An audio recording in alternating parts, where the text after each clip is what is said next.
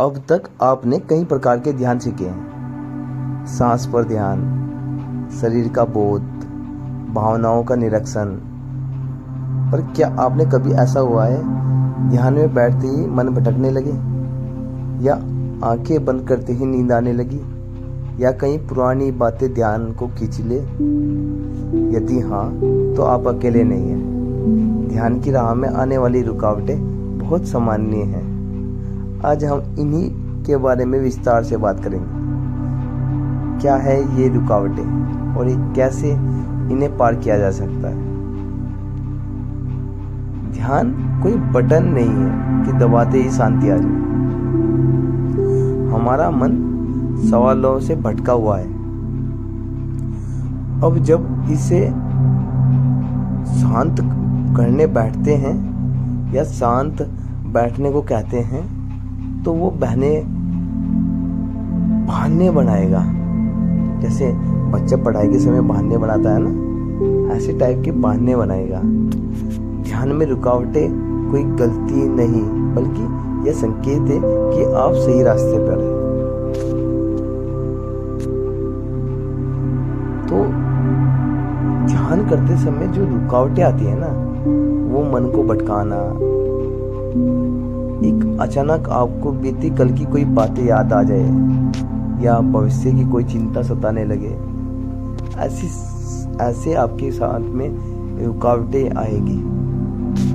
आप ध्यान का केंद्र जैसे सांसों, शरीर या मंत्र या बार बार वापिस पकड़े। हर बार मन भटके आप वापिस लाए, इसी को ध्यान कहते हैं। ध्यान करते हुए झपकी आना या ऊब लगना यह संकेत है कि शरीर थका है या मन एक रस हो गया है। ध्यान से पहले थोड़ा चले या स्ट्रेच करें, आंखों को धो लें या खुली आंखों से ध्यान करें। दिन का सही समय चुनें, जैसे सुबह। ध्यान के दौरान कई बार गुस्सा, डर, उदासी अचानक उभरती है। ये दबे हुए भाव होते हैं जो ध्यान की शांति से बाहर आने लगते हैं। इन्हें रोके नहीं, ना ही इन्हें प्रतिक्रिया दे, बस देखें और सांस लेते रहिए। खुद से कहें यह भाव है, मैं नहीं। कभी ना कभी आपके शरीर में बेचैनी भी होगी, कभी घुटनों में दर्द, तो कभी पीठ में खिंचाव। ध्यान में बैठना मुश्किल लगता है तो बैठने की मुद्रा बदले, कुर्सी का सहारा ले, पर ध्यान करना मत छोड़े। कल समय से शुरुआत करें, 5 मिनट से शुरुआत करें, 10 मिनट से शुरुआत करें। शरीर को प्यार से तैयार करें, बॉडी स्कैन करें। एक मैं आपको एक्सपीरियंस बताता हूँ। मेरी एक जान पहचान की महिला थी, ठीक है। वो ध्यान की शुरुआत में बार बार उठ जाती थी। उन्हें लगता था ध्यान में कुछ हो ही नहीं रहा है। लेकिन जब उन्होंने 5 मिनट के लिए भी मन को स्वीकार करना शुरू किया, धीरे धीरे एक दिन 10 मिनट, फिर 20 मिनट तक बैठ पाई। उन्होंने कहा, ध्यान में रुकावटें नहीं थी, मेरा रुकना ही ध्यान बन गया। तो रुकावटें ही गुरु है। जो भी रुकावटें आती हैं वो आपको अपने भीतर की सच्चाई दिखाने आई है। मन का भटकना सिखाता है कि अभी आप कितना साथी है। नींद बताती है कि आपके शरीर और मन थके हुए हैं। भावनाएं बताती हैं कि कुछ चीजें अब भी अनसुलझी हैं। इनसे लड़िए मत, इन्हें समझिए, स्वीकार कीजिए, और यही ध्यान की गहराई है।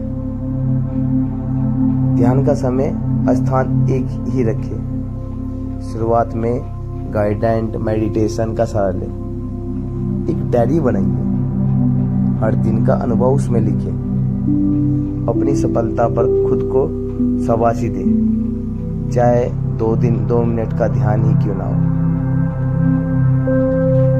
क्या ध्यान में कोई गलती होती है? हाँ, बिल्कुल होती है। भटकना गलत नहीं है। ध्यान में कोई गलती होती ही नहीं है, क्योंकि इसमें आपको लगता है कि भटकना गलत है। नहीं है। सो जाना गलत है? नहीं है। जो हमारी उबना गलत है? नहीं है। ये कुछ गलत नहीं है। हर अनुभव साधना का हिस्सा है। ध्यान कोई परफॉर्मेंस थोड़ी है, बल्कि गहराई से जुड़ने की प्रक्रिया है। अभ्यास करें।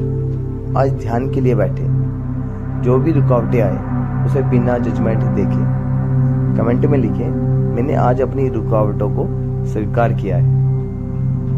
यह एक साहसी कदम होगा स्वयं से जुड़ने का। तो दोस्तों, आज का दिन हम सिखाता है कि ध्यान की राह में जो भी रुकावटें आती है वो असल में हमारी यात्रा के नक्शे की तरह होता है। उनसे डरिए नहीं, उनसे सीखिए। और कल मिलेंगे दिन 29, जहाँ बात करेंगे ध्यान और करुणा की। तब तक के लिए ध्यान में रहिए, शांति में रहिए। राधे राधे।